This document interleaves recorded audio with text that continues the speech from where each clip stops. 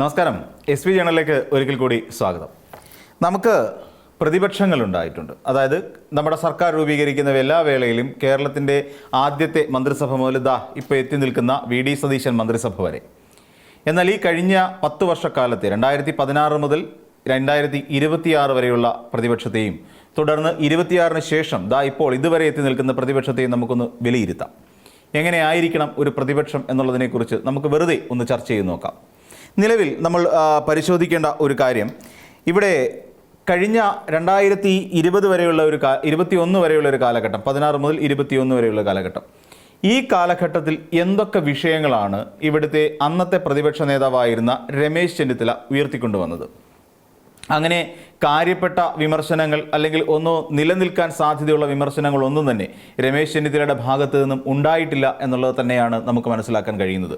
കൂടി വന്നാൽ നമുക്ക് എടുത്തു പറയത്തക്ക എന്തെങ്കിലും ഒരു അഴിമതി ആരോപണം ഉയർത്തിക്കൊണ്ടുവരികയും സംസ്ഥാന സർക്കാരിനെ പ്രതിക്കൂട്ടിലാക്കാൻ തക്ക ശേഷിയുള്ള ഒരു വലിയ ബോംബായി അത് മാറുകയും ചെയ്തിട്ടുണ്ടോ എന്ന് ചോദിച്ചാൽ ഇല്ല തന്നെ.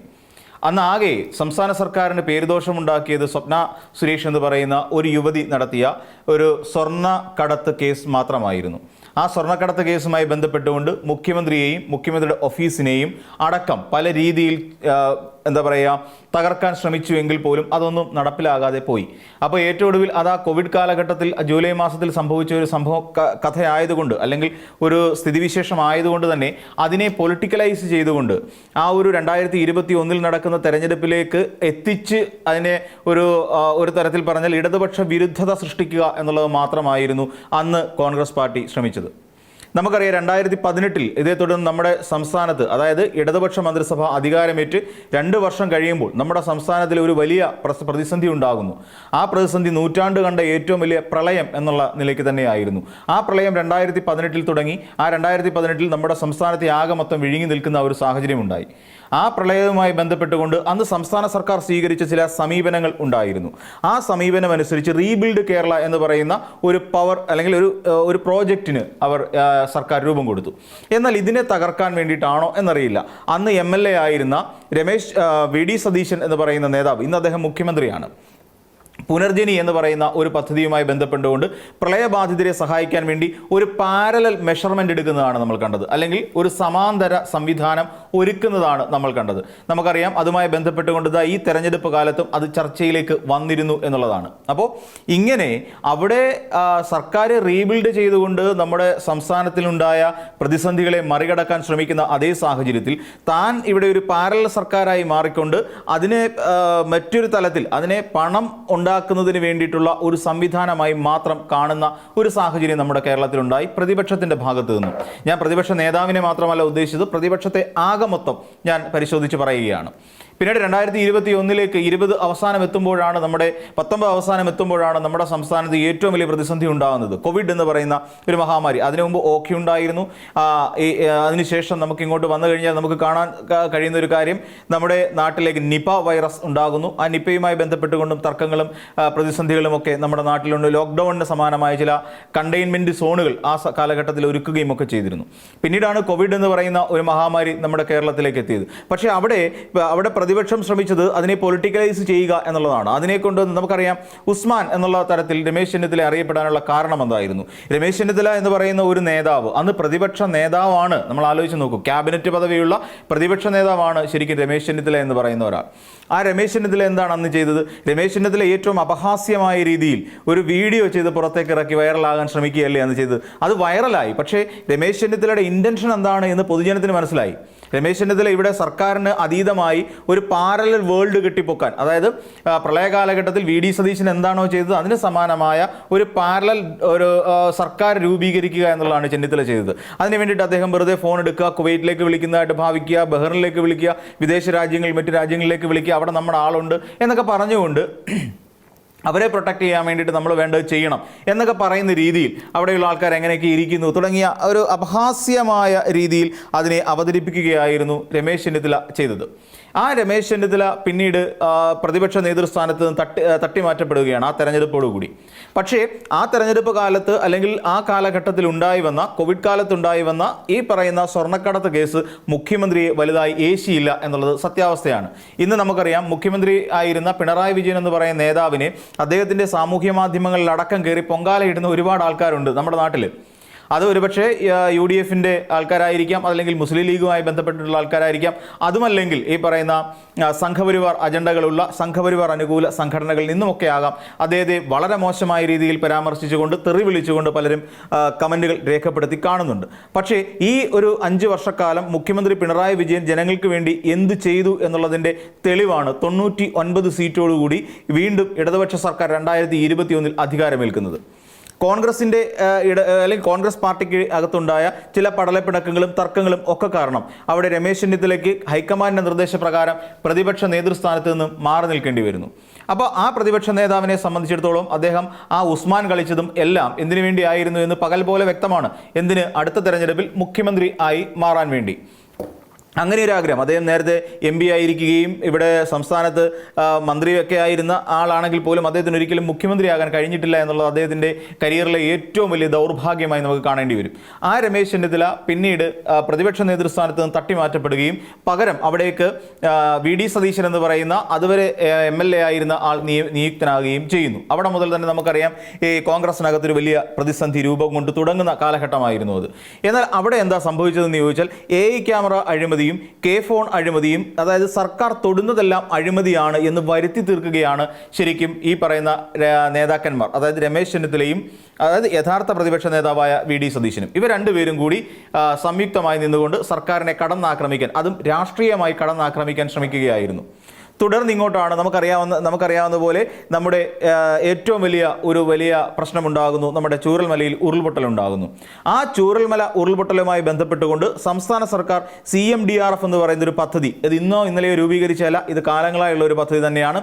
കോവിഡ് കാലത്തും ഈ പറയുന്ന സാധാരണക്കാരായ ആൾക്കാരെ സഹായിക്കാൻ വേണ്ടിയിട്ടും അവർക്ക് ഭക്ഷ്യക്കിറ്റുകൾ എത്തിക്കുന്നതിന് വേണ്ടിയിട്ടും അവരുടെ വീടുകളിലേക്ക് മരുന്നുകൾ ഉൾപ്പെടെയുള്ള സാധനങ്ങൾ എത്തിക്കുന്നതിന് വേണ്ടിയിട്ടും അവർക്ക് വേണ്ട കൗൺസിലിംഗ് അതോടൊപ്പം നടത്തിപ്പോരുന്ന CFLDC പോലെയുള്ള സംവിധാനങ്ങൾ അവയ്ക്കൊക്കെ വേണ്ടിയിട്ടും ഒക്കെ തന്നെയാണ് ഈ പറയുന്ന പണം എടുത്ത് ചെലവാക്കിക്കൊണ്ടിരുന്നത്. ആ കാലഘട്ടങ്ങളിൽ വിദ്യാഭ്യാസത്തിന് പുതിയൊരു മാനം കൂടി ലഭിച്ചു. അത് കോവിഡ് കാലഘട്ടത്തിൽ എന്താണെന്ന് വെച്ചാൽ ഓൺലൈൻ വിദ്യാഭ്യാസം എന്ന് പറയുന്ന പുതിയൊരു സംവിധാനം നമ്മുടെ സംസ്ഥാനത്ത് ഇൻട്രൊഡ്യൂസ് ചെയ്യാൻ കഴിഞ്ഞു എന്നുള്ളത് ആ കോവിഡ് കാലത്ത് സംസ്ഥാന സർക്കാരിനുണ്ടായ ഏറ്റവും വലിയ നേട്ടമായി തന്നെ നമുക്ക് എണ്ണി പറയാവുന്നതാണ്. പിന്നീടാണ് നമ്മൾ ഇങ്ങോട്ട് പരിശോധിക്കുമ്പോൾ 2021 പ്രതിപക്ഷം അമ്പേ പരാജയമായ ഒരു പ്രതിപക്ഷമായിരുന്നു. അതുവരെ സർക്കാർ ചെയ്തിട്ടുള്ള കാര്യങ്ങളെ എതിർക്കുകയായിരുന്നെങ്കിൽ രണ്ടാമത് വന്നപ്പോൾ വർഗീയത ഇവിടെ വലിയ ചർച്ചാ വിഷയമായി മാറുന്ന ഒരു സാഹചര്യമുണ്ടായി. നമ്മുടെ കേരളത്തിൻ്റെ വയനാട് ചൂരൽമല എന്ന് പറയുന്ന ഭാഗത്ത് ഉരുൾപൊട്ടലുണ്ടായപ്പോൾ ആ CMDRF അതിനുവേണ്ടി രൂപീകരിക്കുകയും വയനാടിന് വേണ്ടി ഫണ്ട് സമാഹരണം നടത്തുകയും അവർക്ക് വേണ്ട ടൗൺഷിപ്പ് പദ്ധതി, അവരുടെ പുനരധിവാസ പദ്ധതികൾ അടക്കം ഇവിടെ ആലോചനയിൽ കൊണ്ടുവരുന്ന ഒരു സാഹചര്യമായിരുന്നെങ്കിൽ കൂടിയും ഇവിടെ എന്ത് സംഭവിച്ചു എന്ന് നമുക്കെല്ലാവർക്കും അറിയാം. ആ മുഖ്യമന്ത്രിയുടെ പുനരധിവാസ പദ്ധതിക്ക് വേണ്ടിയിട്ടും അവരെ സഹായിക്കാൻ വേണ്ടിയിട്ടുള്ള ഫണ്ട് രൂപീകരണത്തിലേക്ക് ഞങ്ങൾ ആരും പണം കൊടുക്കില്ല എന്നും പണം കൊടുക്കരുത് എന്നും പറഞ്ഞ ഒരു രാഷ്ട്രീയ പാർട്ടി ഉണ്ടെങ്കിൽ അത് പ്രതിപക്ഷ പാർട്ടിയാണ്. ആ പ്രതിപക്ഷ പാർട്ടി അതിനുവേണ്ട കാര്യങ്ങളെല്ലാം നീക്കുകയും ചെയ്തു. സ്വന്തമായി അത് രൂപീകരിക്കുകയും ആപ്പ് രൂപീകരിക്കുകയും ഫണ്ട് വിരിക്കുകയും ചെയ്തു. ഇതെവിടെയാണ് നമ്മൾ കണ്ടിട്ടുള്ളത്? അതേസമയം സർക്കാരിൻ്റെ ഇടപെടലുകളിലോട് ചേർന്ന് നിൽക്കുക എന്നുള്ളത് ഏതൊരു ജനപ്രതിനിധികൾക്കും ബാധകമായ കാര്യമാണെന്നിരിക്കെ അതിൽ നിന്ന് ഒഴിഞ്ഞു മാറുന്ന സമീപനമല്ലേ പ്രതിപക്ഷം സ്വീകരിച്ചത്? പിന്നെ ഉണ്ടായ കേസുകളുമായി അഴിമതി കഥകളുമായി ബന്ധപ്പെട്ടുകൊണ്ട് സുപ്രീം കോടതി വരെ പോയി ഏറ്റവും ഒടുവിൽ പണി മേടിച്ച് തിരിച്ചു വന്ന ആളുകളാണ് നേരത്തെ ഉണ്ടായിരുന്ന പ്രതിപക്ഷം. ഇതാണ് സർക്കാർ എടുക്കുന്ന ഏതൊരു പദ്ധതിയെയും നിശിതമായി കണ്ണും പൂട്ടി വിമർശിക്കുക.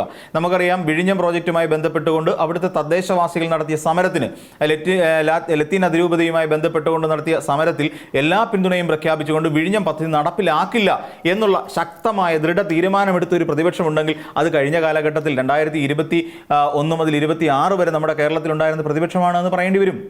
ഇനിയിപ്പോൾ നമുക്ക് നോക്കാം, പുതിയൊരു പ്രതിപക്ഷം വന്നു. അപ്പോൾ നമ്മൾ നേരത്തെ സൂചിപ്പിച്ച രണ്ട് പ്രതിപക്ഷ നേതാക്കന്മാരും ഇവിടെ രാഷ്ട്രീയത്തെയും പിന്നീട് വന്നത് വർഗീയതയും പ്രോത്സാഹിപ്പിച്ചു. രണ്ടാമത് വന്ന പ്രതിപക്ഷ നേതാവ് കേരളം ഒട്ടുക്ക് നുണപ്രചരണം നടത്തി, വർഗീയ പ്രചരണം നടത്തി, വർഗീയതയിൽ ഇവിടെ ജനങ്ങളെ ഭിന്നിപ്പിക്കാൻ ശ്രമിച്ചു. ഇവിടുത്തെ ന്യൂനപക്ഷ വോട്ടുകളുടെ ഏകീകരണത്തിന് വേണ്ടി പരമാവധി കള്ളം പറയാൻ വേണ്ടി അദ്ദേഹം ശ്രമിക്കുകയും ചെയ്തു. സർക്കാരിനെ പ്രതിക്കൂട്ടിലാക്കുന്ന തരത്തിൽ പച്ച നുണകൾ പ്രചരിപ്പിക്കുകയും ചെയ്തുകൊണ്ടാണ് ആ പ്രതിപക്ഷ നേതാവ് നിലകൊണ്ടത് എന്ന് എല്ലാവർക്കും അറിയാമെങ്കിൽ തന്നെയും പലരും അത് മൈൻഡ് ചെയ്യുന്നില്ല. ഇനി അടുത്ത പ്രതിപക്ഷത്തെ നോക്കാം. മൂന്നാമത് വരുന്നത് 26 മുതൽ ഇനി അങ്ങോട്ടുള്ള പ്രതിപക്ഷ നേതാവാണ്. ആ പ്രതിപക്ഷ നേതാവ് ഇന്ന് ആ നേതൃത്വം നിൽക്കുന്നത് കഴിഞ്ഞ മുഖ്യമന്ത്രിയായിരുന്ന പിണറായി വിജയൻ തന്നെയാണ്. ആ പിണറായി വിജയൻ ഇത്തവണ നമുക്ക് അറിയാം, ഇപ്പോൾ കള്ളാടി എന്ന് പറയുന്ന സ്ഥലത്ത് ആ വയനാട് തുരങ്കപാതയുമായി ബന്ധപ്പെട്ടുകൊണ്ട് അവിടെ ഒരു മണ്ണിടിച്ചിലുണ്ടാകുന്നു. ആ മണ്ണിടിച്ചിൽ ദാരുണമായി 7 പേർ അകപ്പെട്ട് മരണപ്പെടുകയും ചെയ്യുന്ന ഒരു സാഹചര്യമുണ്ട്. ഇനിയും കണ്ടെത്താനുണ്ട് ആളുകളെ. അപ്പോൾ ഈ ഒരു സാഹചര്യത്തിൽ ഇവിടെ ഇടതുപക്ഷം അല്ലെങ്കിൽ ഇപ്പോഴത്തെ പ്രതിപക്ഷം എന്താണ്, ഒരാൾ പോലും പൊതുമരാമത്ത് വകുപ്പ് മന്ത്രിയും അതോടൊപ്പം തന്നെ റവന്യൂ മന്ത്രിയായ AP അനിൽകുമാർ അടക്കമുള്ളവർ, മുഖ്യമന്ത്രി അടക്കമുള്ള വിരുദ്ധ അഭിപ്രായങ്ങൾ പല ഘട്ടങ്ങളിൽ പറയുന്ന സാഹചര്യത്തിൽ പോലും ഇതിൻ്റെ ഉത്തരവാദിത്വം ഏറ്റെടുത്തുകൊണ്ട്, അത്രയും വലിയൊരു ദുരന്തമുണ്ടായതിൻ്റെ ഉത്തരവാദിത്വം ഏറ്റെടുത്തുകൊണ്ട് പൊതുമരാമത്ത് വകുപ്പ് മന്ത്രി രാജിവെക്കണമെന്ന് ആവശ്യപ്പെട്ടിട്ടില്ല. അത് എപ്പോഴും പ്രതിപക്ഷ നേതാവ് പറഞ്ഞിരുന്ന കാര്യങ്ങൾ എന്തൊക്കെയാണ്? ഇവിടെ ഒരു മുൻകരുതൽ ഉണ്ടായിട്ടില്ല എന്നുള്ള കാര്യങ്ങൾ, അതായത് സർക്കാരിന് വേണ്ട നിർദ്ദേശം എന്നുള്ള നിലയിലാണ് പറയുന്നത്. ഒരു മുൻകരുതൽ നടപടി ഉണ്ടായിട്ടില്ല, സുരക്ഷ ഉറപ്പാക്കാൻ വേണ്ട കാര്യങ്ങൾ ചെയ്തിട്ടില്ല, നടപടി ഉണ്ടായിട്ടില്ല. പിന്നെ അതോടൊപ്പം അവിടെ ഈ നിർമ്മാണ കമ്പനിയായ ദിലീപ് ബിൽഡ്കോൺ ലിമിറ്റഡ് എന്ന് പറയുന്ന ആ കമ്പനി മാറ്റിയിട്ടിരിക്കുന്ന മണ്ണ് നീക്കം ചെയ്യുന്നതിന് വേണ്ട നടപടികൾ സ്വീകരിച്ചിട്ടില്ല. പിന്നെ അതോടൊപ്പം തന്നെ മന്ത്രിമാർ, അതായത് ബഷീർ ആണെങ്കിൽ തന്നെയും അതോടൊപ്പം തന്നെ നമുക്ക് അറിയാവുന്ന പോലെ AP അനിൽകുമാർ, T സിദ്ദിഖ് തുടങ്ങിയ മന്ത്രിമാർ നടത്തിയിട്ടുള്ള പ്രതികരണങ്ങൾ വൈരുദ്ധ്യമുണ്ട്.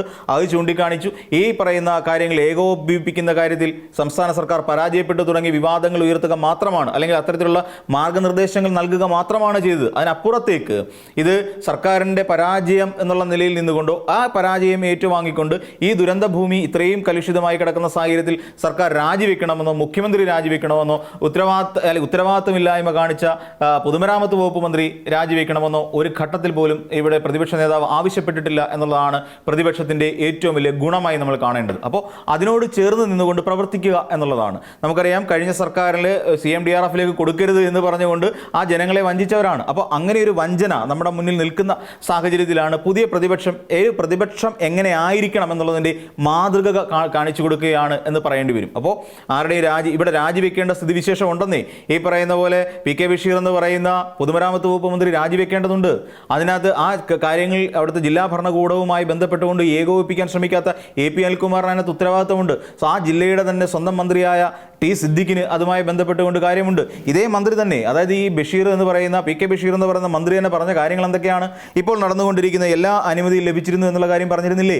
നിയമസഭയിൽ പറഞ്ഞ കാര്യങ്ങളാണ്. അതോടൊപ്പം നിർമ്മാണം സുഗമമായി നടക്കുന്നുണ്ട്. ഈ തുരങ്കപാത വരുന്നത് കൊണ്ട് എന്തൊക്കെ കാര്യങ്ങളുണ്ടാവും? 1.5 മണിക്കൂർ യാത്രാലാഭം, 22 കിലോമീറ്ററിൻ്റെ ലാഭം ഇതുണ്ടാകുമെന്ന് പറഞ്ഞുകൊണ്ട് ജനങ്ങളുടെ നിയമസഭയിൽ പറഞ്ഞിരുന്ന ആരാണ്? ഈ PK ബഷീർ എന്ന് പറയുന്ന പൊതുമരാമത്ത് മന്ത്രിയല്ലേ? അപ്പോൾ ഇവർക്കെല്ലാവർക്കും തുരങ്കപാത വരണം എന്നുള്ളത് വലിയ കാര്യമാണ്. പക്ഷേ അവിടെ ഉണ്ടായ ആ അനുഭവം ഇപ്പോൾ പൊളിറ്റിക്കലൈസ് ചെയ്തുകൊണ്ട് മുഖ്യമന്ത്രി തന്നെ പറഞ്ഞ എന്താ, 265 സെന്റിമീറ്റർ മഴ പെയ്തു എന്ന് പറഞ്ഞൊരു വിഡ്ഢിത്തം. അവർ ചോദിക്കുന്ന, മാധ്യമപ്രവർത്തകർ ചോദിക്കുന്ന ചോദ്യങ്ങളോട് പ്രതികരിക്കുന്നത് എങ്ങനെയായിരുന്നു? ആ ചോദ്യങ്ങളോട് പ്രതികരിക്കുന്ന പോലെ പുച്ഛത്തോടു കൂടി ഇതൊക്കെയാണോ സംഭവം എന്നുള്ള നിലയിൽ നിന്നുകൊണ്ടാണ്. ഏറ്റവും ഒടുവിൽ വയനാട് എന്ന് പറയുന്ന ആ പേര് ഒഴിവാക്കുന്നുണ്ട്. അത് ഒരുപക്ഷെ നല്ല കാര്യമാണ്. ചൂരൽമല ഏതോ കുറച്ച് സ്ഥലത്ത് മാത്രമാണ് സംഭവിച്ചിട്ടുള്ളത് എന്ന് പറഞ്ഞുകൊണ്ട് അതിനെ വയനാടിനെ മൊത്തത്തിൽ ഒരു ഭീതി പടർത്തുന്ന തരത്തിൽ കൊണ്ടുവരരുത് എന്ന് പറഞ്ഞത് അത് വളരെ നല്ല കാര്യമാണ്. പക്ഷേ എന്നിരുന്നാൽ തന്നെയും ഈ ദുരന്തങ്ങളോട് പൊതുവെ സർക്കാർ കാണിക്കുന്ന വിമുഖത, ആ വിമുഖത വളരെ ദുരൂഹമാണ് എന്ന് നമുക്ക് പറയേണ്ടി വരും. എന്തുകൊണ്ടാണ് ഇത്തരം ദുരൂഹമായ രീതിയിൽ ഇതിനെ കാണുന്നത് സംസ്ഥാന സർക്കാർ എന്നുള്ളതിനെക്കുറിച്ചും നമ്മുടെ ഉള്ളിൽ ചില സംശയങ്ങളൊക്കെ ഉണ്ട് എന്നുള്ളത് വസ്തുത തന്നെയാണ്. അപ്പോൾ മറ്റൊരു വീഡിയോയുമായി നമുക്ക് വീണ്ടും കാണാം.